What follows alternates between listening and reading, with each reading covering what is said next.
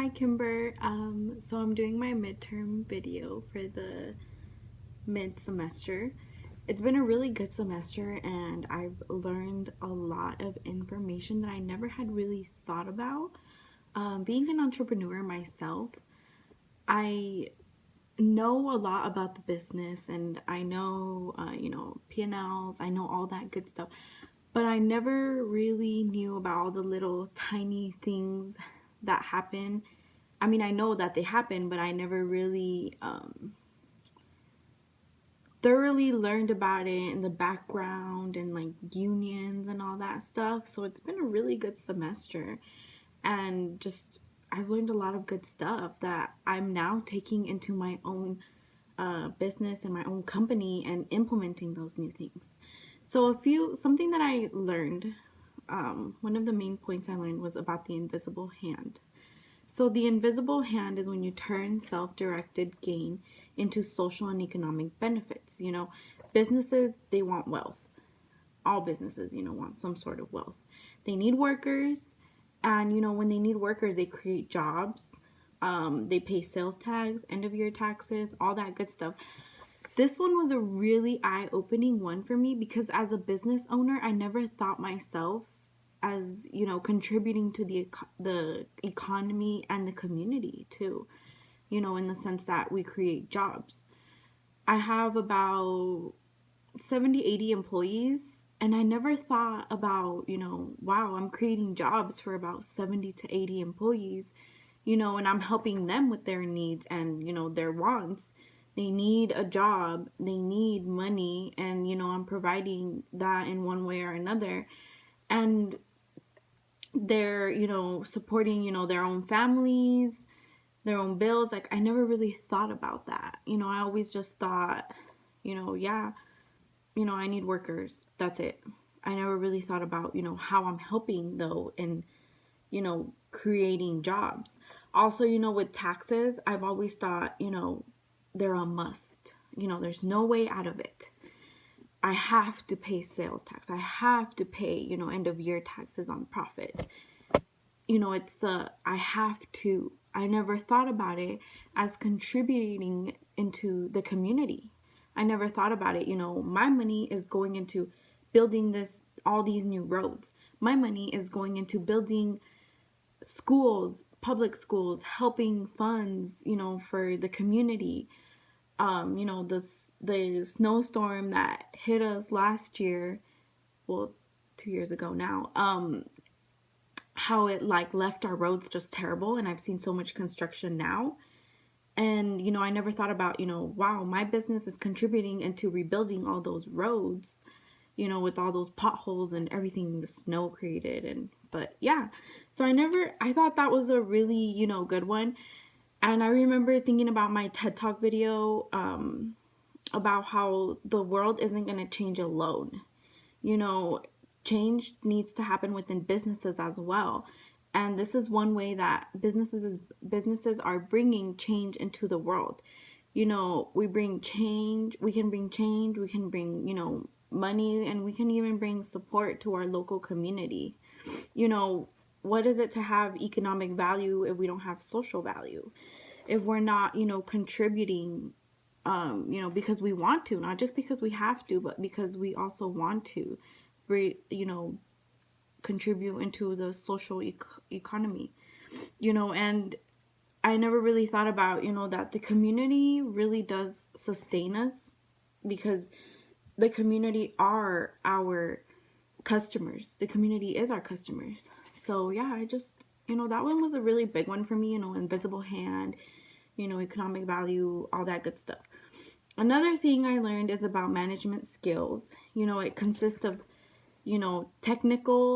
having technical skills, which is when you're able to perform a certain task, which a lot of times is, the position that your job is, whether that's marketing, whether you're in the marketing department as a manager, or you're in the retail business as a manager, or you're in the restaurant business as a manager. It's that's what it really is. And then human relations communication, which is Communicating and motivating and enabling those managers to work through and with people, whether that's coaching them, training them. You know, there's so much to management skills, and that's part of it. Also, conceptual, which lets the manager picture the organization as a whole and see relationships, which, involves planning, decision making, all that stuff when you're not there. I have a couple managers, and, I enable them. When I interview them, I'm like, okay, what skills do you have? And these are all the skills I look for: technical, human relations, and conceptual. Can you make a decision? If I'm not here or I can't pick up my phone for whatever reason, can you make a fast decision? Can you organize? Can you plan for the future? Food costs, can you plan for the future and say, okay, next week is this certain event is happening. I need to order a lot of food. Can you do that? And, these are really important things.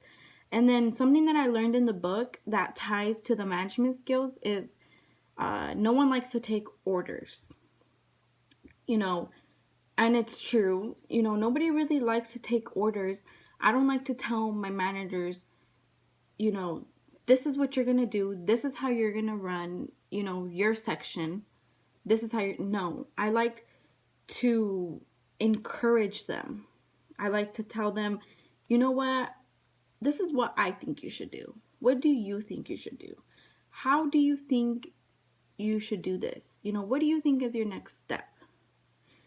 It encourages them to cooperate a lot more when you listen to them and you ask them, what do you think? And then you can tell them, that's kind of what I was thinking too. And I think if you want to, you can implement this and this and this and this. So that was a really good tip from the How to Win Friends book that really tied into the management skills. So the next thing I learned was about motivating employees, whether it's through achievement, work itself, recognition, responsibility, growth, all that stuff. I cannot bear it enough to my managers how important it is to have happy employees. Our employees are the ones who talk to the customers. They're, one-on-one with customers daily. So, what's going to happen if we have unhappy employees? They're not going to treat customers very nicely. They're not going to, try as hard. They're not going to be motivated to get the job done. They're just going to be like, can I go home? Is it time for me to go home yet? Is my shift over yet? And that's something I really learned. I was employing myself too, and I know what I looked for. So I try to put myself in their position and say, okay, this is what I was looking for. Let me think about, what can I do for my employees? I can't, look after each and every single 70 employees. So that's why I enable my managers to do that. And whenever I have, manager meetings, I try to just really, pound that into them. This, employees, this is where it all starts, employees. In the How to Win Friends book, it says, the biggest secret of dealing with people is, learning what their wants and needs are, including food, water, shelter, well-being, money, the things money buys. We need to be able to learn how we can provide all those things for our employees. We're providing them with money. Okay, that's something, right? So what else is it? Their well-being as well. I always tell them, I'm not asking you to cross the line with them and, get personal with them. And, but you kind of do have to have that relationship with them and build that relationship with them and make them feel appreciated. That's a human need that they have, is they want to feel important. They want to feel appreciated. And, it all starts with just giving them a small compliment.